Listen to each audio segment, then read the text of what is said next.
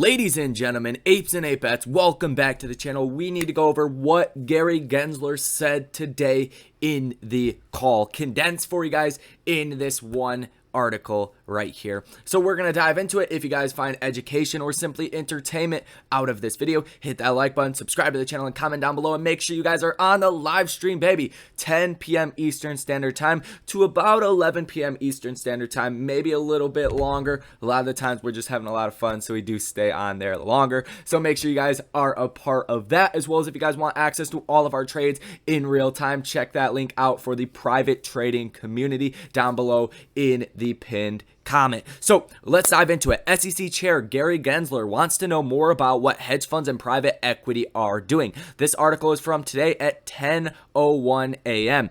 It says the key points. SEC Chair Gary Gensler is pushing forward with key measures focused on hedge funds and private equity.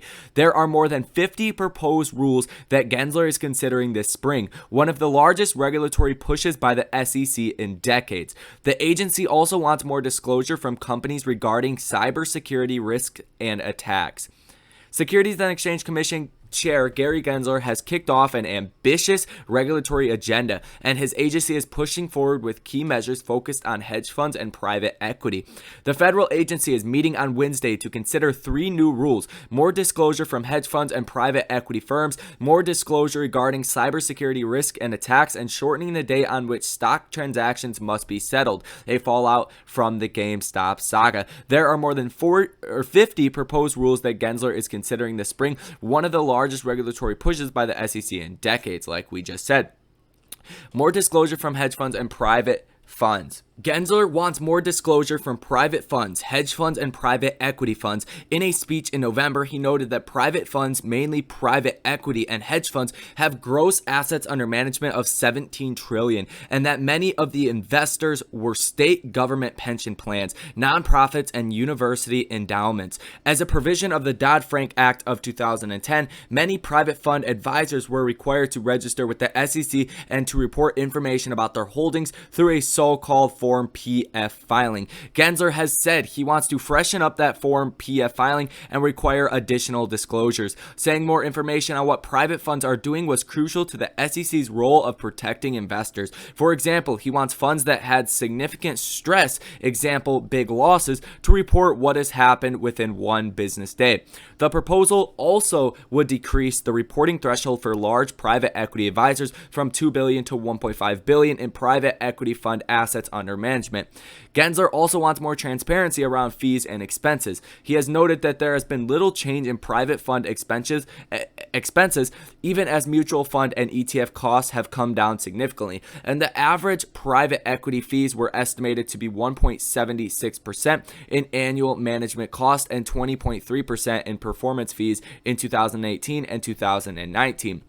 The SEC chair wants a quarterly statement to investors with a detailed accounting of all fees and expenses paid by the private fund during the reported period. He also wants investors to be provided information regarding the private fund's performance, such as information would not be available to the public. The gist of this is that the changes would help to shine more light on fund performance and on whether funds really do outperform public funds when all expenses are considered. The proposal would also require an audit at least annually to check on private fund advisors' valuation of the fund's assets. Cybersecurity risk management. The SEC also wants more disclosure from companies regarding cybersecurity risk and attacks. Proposed changes would require advisors and funds to adopt written policies that are reasonably designed to address cybersecurity risks. They must also report significant cybersecurity incidents and maintain cybersecurity-related books and records. The regulatory agency has said for years that significant cybersecurity incidents need to be disclosed, but is getting more aggressive enforcing that requirement. Separately, the SEC has signaled it will also go after companies that are misleading investors about the extent of cybersecurity breaches. In 2021, for an example, British publishing company Pearson PLC paid a $1 million fine to settle charges that it misled investors after a 2018 breach in which millions of student records were stolen.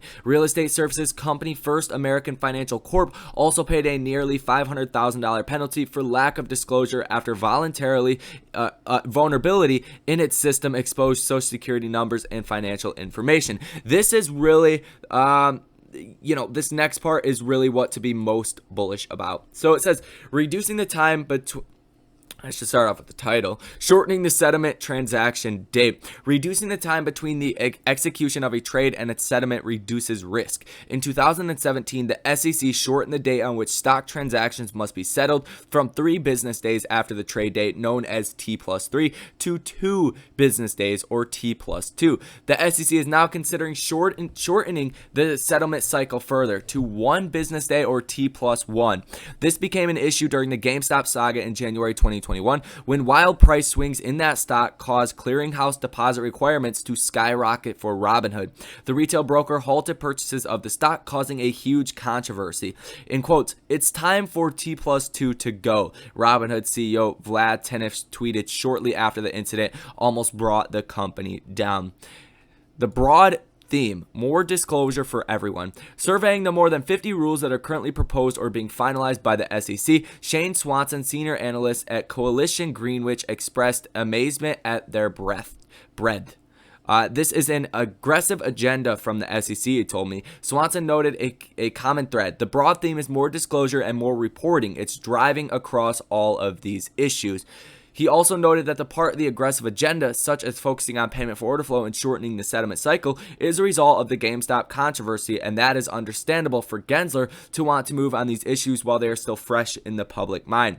In quotes, "They have a lot of ideas that have been kicked around for a while, and in particular, they want to act while there's focus on some of these issues because of GameStop, like moving the settlement cycle," Swanson said. So there's a bit of let's make things happen while they still have the public's attention, he added. So that was all that Gary Gensler said today on that phone call. I know a lot of people were hoping for a lot of different things, and I think you're going to be rewarded and very excited in due time. They have 50 different proposals coming due by the springtime that they're going to vote on and actually try to implement. So I do think it is possible to get a full banning of payment for order flow. That is certainly on the table. There's a lot of other things that are on the table, but it looks like for sure you're going to see a lot more disclosing of short positions. One, what the data is around those, what the cost to borrow is, how much of an allocation of their portfolio is that. And keep in mind, we don't get reported even the short share positions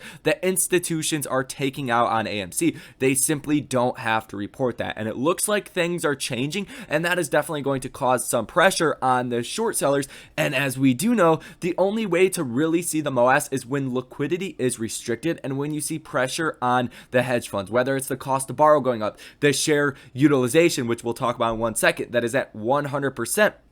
All these regulatory approvals, and when the markets do ultimately come down, that's when you see the MOAS. So I think you guys should be very excited. Obviously, we're not $50, $60, $70 right now, but nevertheless, don't throw this under the rug like it's nothing. I think it is very substantial, and I think the SEC and Gary Gensler are trying to do the right thing, but not act too aggressively at the same time. That's just like Fed Jerome Powell. You can't act super aggressively, you're going to shake things up a little bit too fast. But ultimately, I think that is coming here in the next couple of months. Now, let's take a look at the order flows as well as the Ortex data, because like we reported earlier, this is very, very incredible. You're seeing a positive order value on the day from institutional investors at 90%. You have not seen this in a very, very, very long time, and I will touch on this on the video later on today as well. You haven't seen this in a very long time, like literally months now. That means 19 orders that institutional investors have put in, almost worth $10 million. 90% of those have been skewed to the bullish side. Even when we rallied off of AMC releasing their great earnings numbers, I believe that was February 1st, we didn't even see close to 90% positive order value. It was like 20 or 30% positive order value. And you could see yesterday, only 14% positive order value. Over the past week, 36%. So I think the tide is really starting to change, and you're seeing a lot of call positions being initiated by the hedge funds and institutional investors. That is a huge bullish sign, and I think it's often overlooked by a lot of people in the ape community. As far as the short interest, you're looking at 21.2%. shares that are sold short of 108.82 million, cost to borrow max 1.81%, and that share utilization is at 100%. And it makes a lot of sense when the institutional investors are going so long on AMC today. They obviously don't want to lend out their shares when they think the share price is going to continue to go up. So I think that is very straightforward and simple. And I think when it comes down to it, the share utilization being at 100% is definitely a very bullish thing, as well as the days to cover at 2.51 days to cover. It's not very easy to get out of those short positions when the hedge funds do want to. All in all, I don't think they're actually getting out of their short positions at all. I mean, we have a T+2 settlement time for the return shares, so we're not going to see exactly how many shares are returned for the day. We'll see that in about 2 days, possibly, hopefully on Friday. We'll start to see those numbers, and we'll see what kind of covering did take place. But for the day, we're only getting indicated that 1.35 million shares were actually borrowed for the day. So looking very good. AMC is rallying, so I hope you guys are excited. Like I said, we're not at all-time highs, but we're at $18.50 per share, and this is definitely a good step on the right direction. And we have really started to see that first initial bounce, and we are now over the 20-day simple moving average, the line right here, this blue line in between the green Bollinger Band. So looking good. If we break out above this line at $18.50, we could be clear to head back to about $23 per share. So that is going to be all for this video. If you guys found value or simply entertainment out of it, hit the like button for me, subscribe to the channel, and comment down below. Check us out on the live stream later on tonight. Private trading community linked in the pinned comment down below, as well as go ahead and get yourself some free stock, free money. Can't go wrong with that. Mumu, Public, and Weeble down below in the description of this video. Thank you guys for watching, and I will see you in the next one.